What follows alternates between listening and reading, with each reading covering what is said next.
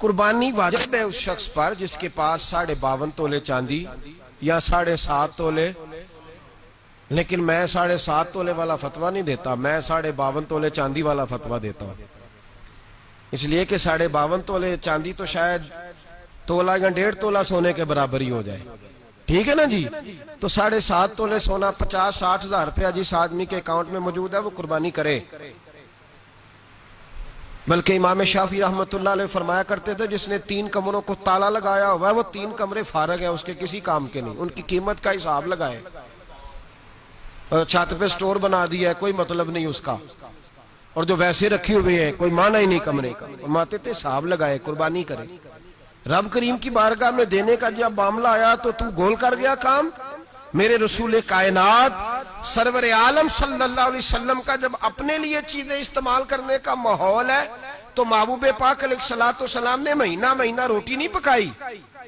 یہاں جو آدمی ہر جمعرات کو 4 کلو بکرے کا گوشت پکاتا ہے اور ہر تیسرے دن مرغی کا گوشت لاتا ہے، وہ قربانی کی باری آتی ہے تو کہتا ہے میرے پہ لگتی نہیں، وہ ٹھیک ہے ابا جی لے آئے، ابا جی کی طرف سے قربانی ہے، اس دفعہ ابا جی کی، اگلی دفعہ اماں جی کی، اس سے اگلی دفعہ دادی جی کی۔ او خدا کے بندو، جس آدمی کے پاس پیسے ہیں پہلے اپنی قربانی واجب ہے۔ میری بات کی سمجھ آ رہی ہے عزیزوں کو؟ جو آدمی صاحب استطاعت ہے پہلے کس کی قربانی کرے گا؟ وہ کمائی کرتا ہے، اس کے اپنے اکاؤنٹ میں تنخواہ آتی ہے، ابا جی کے اکاؤنٹ میں نہیں آتی۔ اس نے اپنا بینک بیلنس چوری بھی رکھا ہوا ابا جی سے،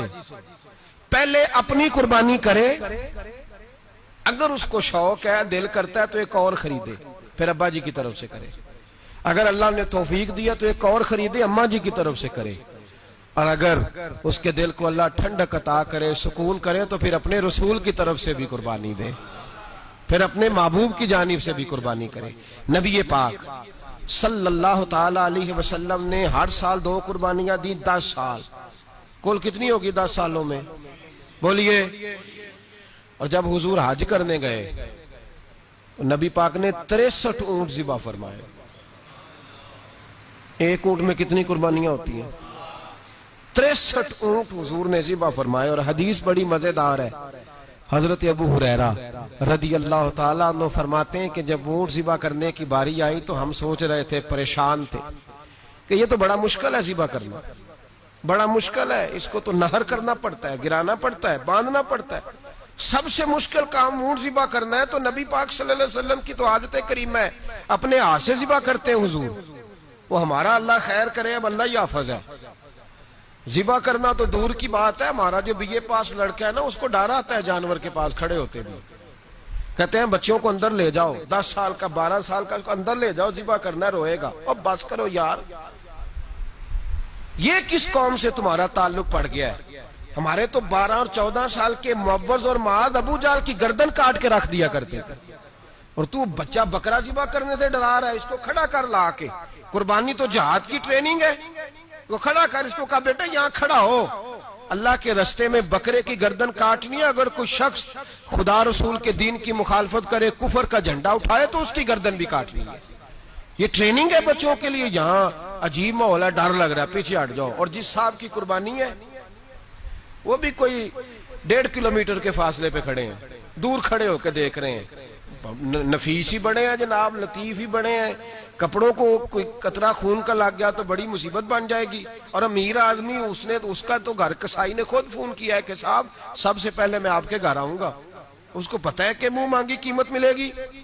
مہربانی فرمائیں، قربانی میرے رسول پاک صلی اللہ علیہ وسلم سے زیادہ نفاست والی طبیعت کسی کی نہیں۔ صحابہ کہتے ہیں اتنا حسین محبوب کا انداز تھا کہ کبھی کپڑوں پہ مکھی بھی نہیں بیٹھی تھی،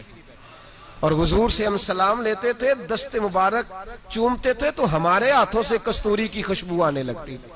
اور فرماتے ہیں نبی پاک کا ہاتھ یوں ہوتا تھا کہ برف بھی اتنی ٹھنڈی نہیں جتنا پیارا حضور کا ہاتھ ٹھنڈا ہوتا تھا، پھر بھی حضور دست مبارک میں خنجر پکڑتے، جانور کو لٹاتے اور اپنی طامت کو سمیٹتے، اور اللہ کے حبیب گھٹنا رکھتے اس کی گردن پر، اور بسم اللہ اللہ اکبر کہہ کے ذبح فرماتے۔ حضور خود دست مبارک سے، تو اتنا زیادہ نازک مزاج ہو گیا ہے کہ اب یہ والی سنت ادا کرنا مشکل ہو گیا تیرے لیے۔ 63 اونٹ ہیں، اور صحابہ کرام علیہم رضوان فرماتے ہیں کہ حال یہ ہے ہم سوچ رہے ہیں کیسے ذبح کریں گے، کیا کریں گے، کیسے گرائیں گے، اور نبی پاک صلی اللہ علیہ وسلم کہتے ہیں ہم ابھی سوچ میں ہی تھے کہ حضور نے چھری پکڑی، خنجر جب حضور نے اٹھایا تو فرماتے ہیں اونٹ دوڑتا ہوا آیا اور نبی پاک کے سامنے آ کے لیٹ گیا۔ فرماتے ہیں اللہ کے رسول نے بسم اللہ اللہ اکبر کہہ کے ذبح کیا، اس نے ٹانگ بھی کوئی نہیں ہلائی، پیر بھی کوئی نہیں ہلایا۔ تو صحابہ فرماتے ہیں کہ اونٹ دوڑتا ہوا آیا، حضور کے سامنے آ کے لیٹا، نبی پاک نے ذبح فرمایا اور فرماتے ہیں ہاتھ دھو گئی۔ حضور نے توجہ فرمائی تو دوسرا دوڑتا ہوا آ گیا،